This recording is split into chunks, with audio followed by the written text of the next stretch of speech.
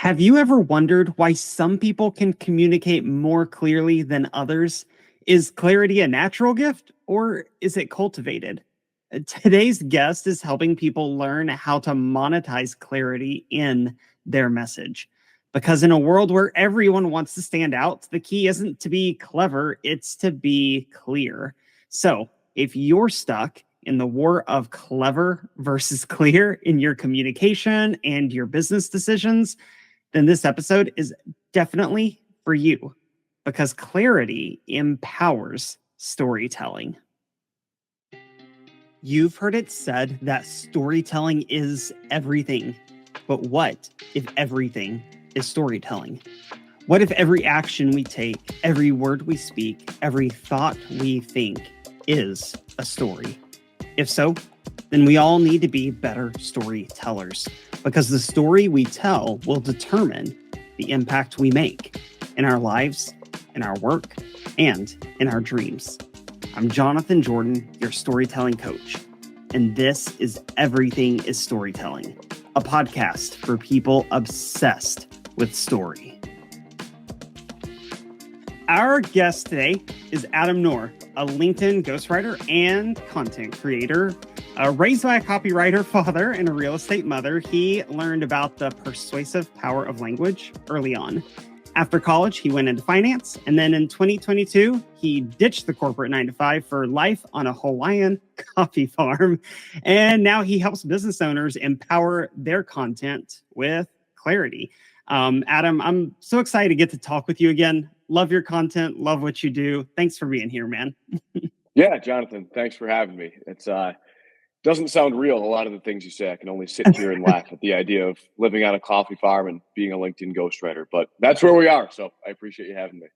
That's where we are. And since we're all about story here anyway, let's actually kick off right there. I'd love to hear more about that story of just kind of your mom in particular. You shared this recently, how she gave you your first quote unquote job, asking you to post real estate properties on Craigslist. So can you talk a little bit more about that? It's funny to look back on. So I'm very fortunate. Both of my parents were self-employed. Both were entrepreneurs. My dad was a freelance copywriter, and my mom had a real estate agency that she owned and operated and built from the ground up. And when I was probably 15 or 16 years old, she said, "Hey, I've been posting these properties on Craigslist. I don't really want to do it. I don't have the time to do it. I'm willing to pay you to do it for me." But she said, "There's an art to it. There's a lot of properties out there on Craigslist. You've got to figure out how to make these titles compelling, how to get people to click on it. What are the euphemisms? We don't want to talk about how small the property is. It might be cozy instead of small, right? So Right. it's funny to look back on, especially now that my primary source of income is doing ghostwriting on LinkedIn for real estate founders. Really, 14 years later, it came full circle. So that was my first foray into writing persuasively on the internet, was those Craigslist posts for my mom's rental properties. How long ago was that? I'm 30 now, and that was when I was in high school, so 15, 14 years ago, quite Okay. some time. Yeah, no, that was like the heyday of Craigslist. So It was. that That's the place to be. yeah, that totally makes sense. But I love that it gave you that practice again. It's like we're not going to say things this way, we're going to say things that way. And that really is the art of clarity as I see it. And as we were just talking about, like this is, I think, if not the number one struggle for most people writing content online, it's probably number two or number three, right? Number one might be, I don't know what to write about. But then once people do know what to write, it's this: how do I get clear? How do I hone in on my message and clearly get, across what I want people to act upon? So I'm curious, since that's what I see as the number, one and two problem. What do you see as the number one problem with business content online? What keeps it from converting? I think people, for whatever reason, have this perception that business language is supposed to be different than the language we use on a day-to-day basis. I think Mm, people look at business content and they see how it's written and they say, "Oh, that must be the right way to do it. So that's how I should produce any content related to my business." And then when we're talking, or when they're talking to us, everything they're saying is a normal conversation. They sit yeah. down, they look at this blank white piece of paper, and all of a sudden it has to be 3-word synonyms, and we have to talk about how we're passionate about things that nobody's passionate about, and every word has to have the suffix ize at the end, and we have to create all these synergies. And it's just the most bizarre thing in the world, where I think people kind of have this mental block. And I think that's why clarity is so effective in converting online, is because it's disarming to people. I think anytime we read the quote unquote typical business content, well, our defenses go up and we say, I'm being sold to because this is Yeah. corporate copywriting. Versus if you can tell your message in a clear, disarming way, people aren't quite as inclined to think that they're being sold to. They think it might be interesting or intriguing. And it's a huge advantage if you can, as the old cliche says, write like you talk. Yeah, it tears down that wall a little bit. The sales wall, as one of my clients once called it. And I think I think you're right on. One of the best classes I took in college was called expository writing.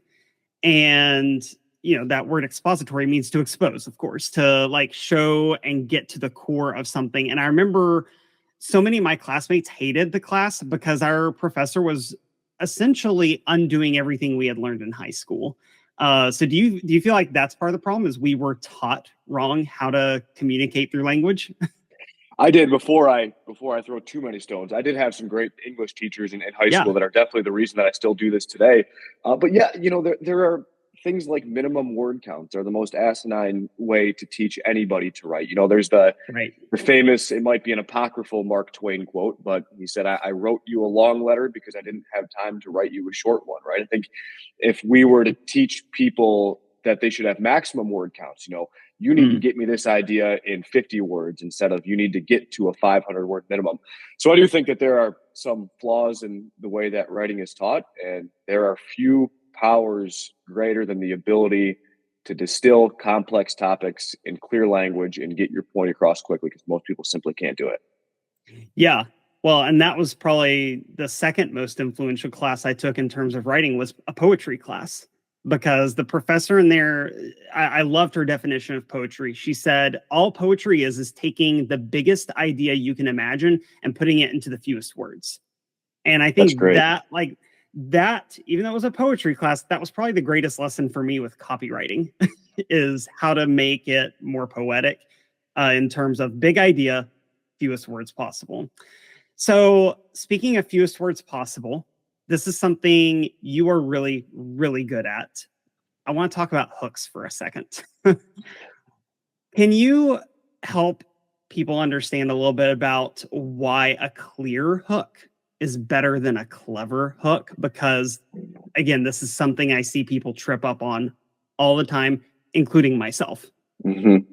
Sure. So to back up for a second, I think most Yeah. of your listeners are probably aware of what we're talking about with hooks, but just to set the stage, right? Go right ahead. Yep. My primary writing, as you mentioned, Jonathan, is on LinkedIn. But whether you're writing, I don't care if it's the opening sentence to a chapter, whether it's a blog post, a LinkedIn post, a tweet, wherever you're writing, that hook is that first 1 or 2 lines that, of course, hooks people in. Right. And when we think about it in the digital age and the social media era, people are so inundated with information and scrolling so quickly that you have, I don't know what the number is, but I assume it's under a second to capture somebody's attention. So we always talk, and when I work with the writers I have at my agency that I coach and that I teach, and we always say, look, you can write the greatest LinkedIn post of all time, and if the hook isn't good enough to get somebody to read it, it's going to fall on deaf ears. So, clear hooks versus clever hooks. Clarity is always number one, especially when we consider what we just talked about right there.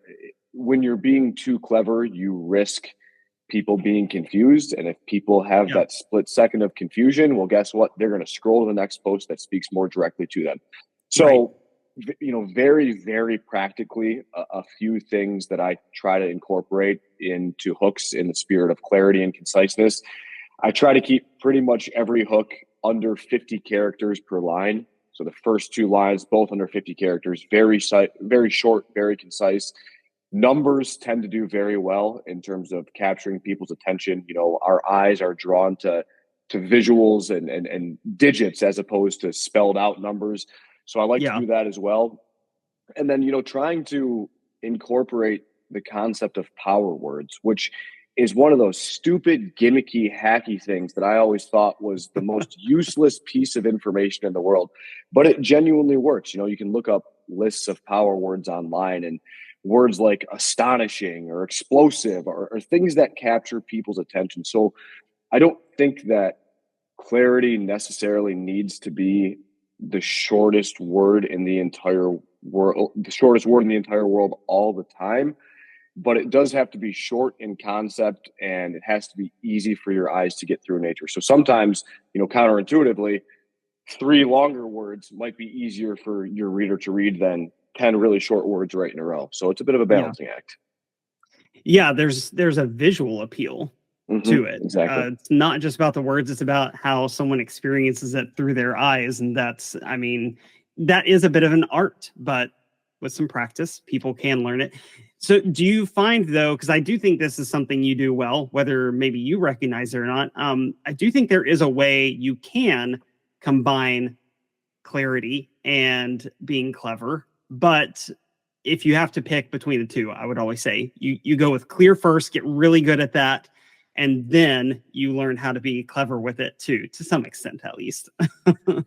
Definitely. That, you know, start with the clarity, and honestly, Yeah. the cleverness thing is it's just reps, to be honest with you. You know, I write for a while there, I was cranking out about 50 LinkedIn posts a week for clients, and now it's tapered off a little bit. I'm down Yeah. probably into the 25s or 30s, but that's a reps thing. You know, at a certain point for me, honestly, Jonathan, I hit a point where I got so bored with writing the same kind of thing over and over again that I had to Yeah. incorporate some of the cleverness and have some fun just to keep myself sane. So that's a tip for anybody listening. Just write more content. You'll grow sick of it, and you'll force yourself to be creative so you don't lose your mind.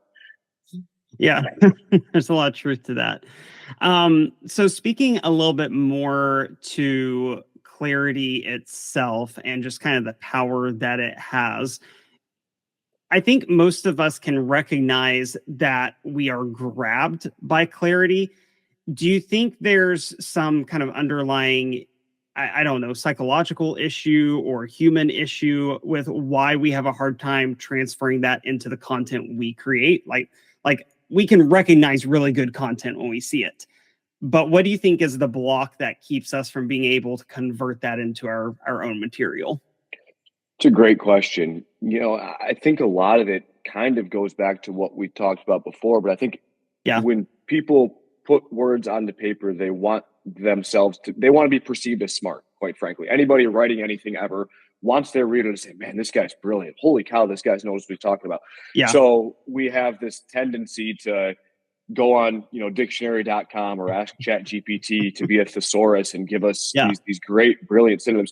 And I can't remember where I saw it, but a great rule of thumb is if you're ever Googling the definition of a word, stop and delete that word and never use it again. Yep. Right. And I think it's that human nature. We want to be respected and revered, and we want people to think we're smart. And we think the right way to do that is by using big words, when in reality, the right way to do that is the exact opposite. Yeah. No, and I think that's a rule that everyone should absolutely follow. That's the rule for myself is I don't use a word in my writing if I wouldn't use it in everyday language. So sometimes, speaking of the thesaurus, we're not saying never use the thesaurus. It has its time and place, but sometimes I will be using a thesaurus because I'm not happy with the word that's on the page, right? And I'm like, okay, I need to find something different, and I'm looking at the options. Sometimes in that list, I'll see a word that I'm like, man, that's a really great word, but I would literally never use it. So I'm going to leave it out. But this one down here, that's like number 6 on the list. Yeah, that one I've actually said before. So I agree with you. That's a great way to maximize your clarity without compromising your personality. I think that's just a great rule to follow. And you're right about the intelligence factor of, people want to be perceived as intelligent, but sometimes that does self-sabotage and they end up making other people feel stupid. And once you make a reader feel stupid, you've lost them. That's a great point that I honestly hadn't considered. You know, I always say trying to sound smart is the best possible way to sound stupid is kind of the rule of thumb that I Yeah. live by, but you're going to alienate your audience. If one thing, I don't know if you use any writing tools, but the Hemingway or even like a Flesch Kincaid calculator, which is, Uh-huh. a calculator you use online, and take your content, copy and paste it into that calculator. It'll tell you what grade level the content is at. Boy, if it's above sixth grade, I'd think twice. And if it's above eighth grade, I'd go ahead and change it until it's not. So that's one thing I like to do too. Yeah, I tell clients that we're not going to write above a ninth or 10th grade level, because if I go any below that, they just straight up won't believe me, and they'll be like, no, that's ridiculous. But most of the time, the content really is more at like a 7th or 8th grade level, what they get. But yeah, it's such a great rule, because if people feel talked down to, if they feel stupid, then they're just going to shut you down. They're just not going to give you the attention. But if you can make them feel smart, if you make other people feel intelligent, it's amazing how much they end up ascribing that to you. They're like, oh man, Adam is such a smart writer. Why? Because you made them feel smart. That's why. That's great. So I want to kind of shift a little bit now away from content to business decisions, because they're more related than I think a lot of people like to really consider. But a lot of times the words that we use, the content we create, it's pouring right out of how we think about our own lives and our own business. So I'd love to hear your take on how clear writing has helped you shape your mindset with business decisions. I think the most powerful thing about writing is that you can't lie to yourself when you're putting something on paper. If I don't know how I feel about something, I'm going to sit down and write about it. And very quickly, I am going to realize whether I'm willing to put it on the page or not, how I feel about that particular thing. So I think simply the act of writing has helped me in my business decisions, because if I'm at a crossroads, sit down and write about it. And by the time you're done writing, you will know exactly how you feel. And I think the other benefit of that, again, we're talking specifically about LinkedIn or social media at this point, but a lot of what Jonathan and I do on LinkedIn on a daily basis is go around and engage with other people's content and comment on other people's content. And I think one benefit of that is when you do it at such a high volume and you write quickly at such a high volume, you end up saying a lot of the same things over and over and over again. So I think a dual benefit of that is that I've ingrained a lot of these beliefs in myself that I probably think about as a second nature now, that beforehand I probably would have had to struggle through and puzzle through. But now, since I might write the same idea 15 times this year on LinkedIn, all of a sudden I don't necessarily have to think about it. Like, I know that's how I feel at this point. So just the sheer volume of content creation and consistent writing helps you understand how you perceive the world a lot better, which then just leaks innately into business decisions. Yeah, no, 100%. And I think that engagement piece, I'm glad you brought that up. Like there's a power to also learning from other people's writing and being able to, I think sometimes even question your own beliefs. And sometimes that act of engaging, just writing a comment, doesn't even have to be a journal entry or anything serious, just writing that comment of like, do I agree with this? What would this look like for me? It's such a way to evolve your own mindset. And I know for me in particular, like it's changed the way I do my business, learning from other people. And sometimes it's ideas that I thought, that's dumb, that would never work. But then that process of engaging through writing with another person on it changes that mindset of, you know what, maybe this could work. Like now that I know more about their experience, now that I know more about their story, could this also be a part of my story? Definitely. There's definitely a give and take to it. So I love that. And then I think we want to make sure that we leave people with some clear direction on how to gain some clarity in writing. I never want these conversations to be just purely philosophical.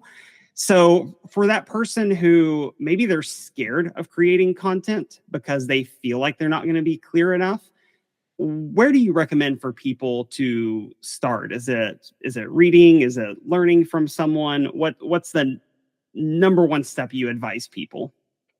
I think, again, we're talking in the arena that I'm most comfortable in, which is social media. But I think it's studying what already works, right? Studying the best creators out there. If you go onto LinkedIn and just go and scroll your feed and on whatever platform you're on, or even if you're in a bookstore, go and kind of thumb through books and stop and ask yourself, why some things capture you and other things don't, right?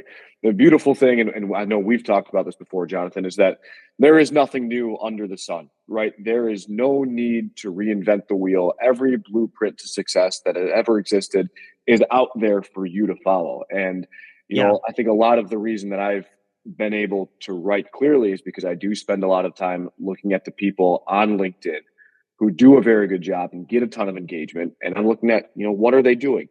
And Mm. darn near every sentence that I write nowadays either starts with the word and, but, or so. Right. Yes. I've fallen victim to the white space, and there's bullet points all over the place, and it doesn't look like what you think good writing should look like. Yeah. And it's so simple and so quick and so fast. And a lot of that's because it's what I saw other people doing. So study the best, study the best, study the best, and then throw your spin on it. Yeah. But, so, and all great starters for sentences online. Honestly, I use them in books all the time too, even though you're not supposed to. I have rarely had an editor that I've sent copy to who has ended up changing it because it helps the flow so much. Also, because that's another one I use a lot. That's a great one. Because. That's a great one. No, that's good. So yeah, go out there, pay attention, learn, document, because that's big. It's one thing to just scroll mindlessly. It's another thing to say, this grabbed my attention, now why? And I'm going to write that down. I'm going to document why it grabbed my attention. So, yeah, we don't want people just mindlessly scrolling and calling that research. And that's a great point. I think the other thing that I had to learn too, that I think some people struggle with sometimes is the concept of if you can't beat them, join them. Right. When I started writing online, I didn't want to write like I wanted to, I wanted to be more sophisticated, and I didn't want to do the one lines. I wanted to write, long paragraphs that are really dense and full of thought. And you try that and you try that and you try that. And I respect anybody that wants to stick to their guns. But if you're going to do that, recognize you are going to have really tough sledding, right? So there have been probably a half dozen times over the past year where I've folded and I've said, you know what, if you can't beat them, join them. That's what works, and I'm willing to do it. So just be aware of the places where you feel like you don't want to move forward, and consider it might be the best thing for you too. Yeah, that's a good guardrail too. I'm glad you brought that up. Sometimes, especially if you're starting out, if you want to become more clear, give yourself a word budget. And I think that, like, I did this early on with LinkedIn when I was getting comfortable on there. I actually used a spreadsheet to plan out my posts, and I had a limited amount of space lines on there for my post. And if I reached the end, I knew that it was too long and I needed to cut it down or split it in half and turn part of it into another post. And it forced me, those natural limits that I gave myself forced me to get a lot more clear and to make sure my message wasn't getting lost in wordiness, because I'm really guilty of that. So yeah, I think giving yourself a word budget and recognizing, we're going to bring it back to real estate with your mom. That's all it is it's word real estate online. And you only have so much there to be able to get someone to pull the car over and stop and see if it's a property they actually want to buy. Perfect. I love that. Couldn't say it better. All right. Well, since we've brought it full circle then to where we started, I want to make sure people know what you can do for them and where to find you. So talk a little bit about what you have to offer. Absolutely. So find me on LinkedIn. Again, name is Yeah. Adam Knorr. My agency that I'm working with a couple other gentlemen I met on LinkedIn is LinkedIn ghostwriting and personal branding, primarily for commercial real estate founders. So we help a lot of our clients grow their personal brand, raise millions of dollars in capital through LinkedIn. So feel free to reach out to us there. I also write a blog on Substack, adamknorr.substack.com. If you just want to go and meander and muse about life and happiness and gratitude and things that aren't commercial real estate related, I can't say I wouldn't blame you. So that's the other place you can find me there. What about resources you recommend for people? Is there like a book that you recommend to people, or a class, anything like that? It's so funny. My LinkedIn post today is about why I don't really believe in a lot of the writing books and a lot of the self-help books out there. Mm-hmm. So I do think, when I started doing this and I started freelancing from nothing, I took one copywriting course and then I kind of got to work. And I think a lot of the time people get trapped in this constant cycle of taking a course, reading a book, taking a course, Yeah. reading a book, taking. So, and now at this point, admittedly, I've taken 3, I think, copywriting courses, and I've read every copywriting book on the face of the planet. I've read enough and taken enough to know that once you've read one, once you've taken one, you've taken them all. So if anybody's, looking to do this sort of thing, I encourage you to do one and then to get to work, right? So if you were to ask me what's one book I would recommend to people, I'd say go pick up some Mark Twain and some John Steinbeck and go read some fiction. I think you're going to learn more about writing by listening to the greats than you are, rifling through the 35th copywriting book on your list. That's my personal soapbox, but I'm standing on it. I'm with you on that soapbox. I'm a big advocate of alternating nonfiction and fiction. That's actually what I do with my own reading. I'll read a fiction book and then I'll switch over to nonfiction. I mean, let's be real. I'm usually doing both at the same time, but I try to be strategic with switching it up so that because fiction, like if you really want to speak to human behavior, then you really need to get into someone else's shoes. You need to see from someone else's point of view. Fiction is the best way to do that. 100%. Absolutely. Cool. Well, man, Adam, again, thank you so much for being here. I can't say enough how much I admire your work, how much I've learned from it, and just practicing the art of clarity and how it grabs attention. Because, I mean, let's face it, attention, you can't buy it. You can't. As much as the ad agencies try to sell you on it, at the end of the day, you do have to be able to grab people's attention. If you can't do that clearly, then you're going to get lost. So appreciate you taking the time to share your wisdom with us. Yeah, thanks for having me on, Jonathan. This was a blast, and we'll have to do it again soon. All right, don't forget to go follow Adam with the links that are in the show notes, including his LinkedIn profile and his Substack, Adamant Insights, which is definitely worth a read.